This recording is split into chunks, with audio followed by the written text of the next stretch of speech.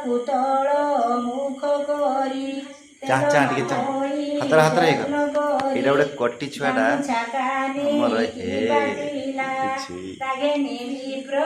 ଚଳିଗଲା ତେଲି ଯେ ବସିଥିଲା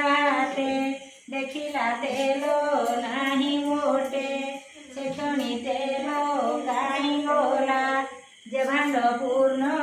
ହୋଇଥିଲା ତା ଦେଖି ତେଲି ମୋହ ଯାଇ ଅଜ୍ଞାନେ ଭୂମିରେ ଲୁଟଇ ଦେଖିଣ ସମସ୍ତେ ଧାଇଲେ ବୁଢ଼ାକୁ ତୋଳି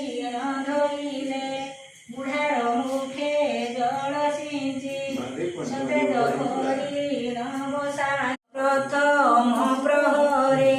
ଆପଣା ମନ୍ଦିର ଭିତରେ ଡକାଇ ସର୍ବପ୍ରିୟ ଜଣେ ପୂଜିବ ତ୍ରିନାଥ ଚରଣେ ନିତ୍ୟ ଆମ୍ଭ ତହିଁ ଦେଇ ସକଳ ପଦାର୍ଥ ଯୋଗାଇ ନୈବେଦ୍ୟ କେବେ ଯେତେ ଥିଲେ ସମସ୍ତେ ଶୁଣି ନ ଜାଣିଲେ କେବଳେ ଦଇବର କୃତ କେବଳେ ମଲା ରାଜସୁତ ପୁତ୍ର ବଦନ ଚାହିଁ କରି ବସି କାନ୍ଦଇ ଦଣ୍ଡଧାରୀ ସେ କଥା ଶୁଣି ମହାଦେଇ କାନ୍ଦଇ ମୁଣ୍ଡ କୁଡ଼ି ହୋଇ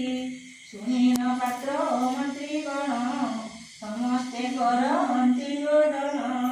ତଦନ୍ତେ ରୋଦନ ଛାଡ଼ିଣ ଡାକଇ ସବୁ ବନ୍ଧୁଗଣ ପୁତ୍ରକୁ ଶ୍ମଶାନକୁ ନେଲେ ଦାହ କରିବା ବିଚାରିଲେ ସ୍ୱର୍ଣ୍ଣଭଦ୍ରାର ନଦୀ ତଟ ଘେନି ଚଳିଲେ ରାଜଥାଟ ପୁତ୍ରକୁ ରଖିଣ ସେ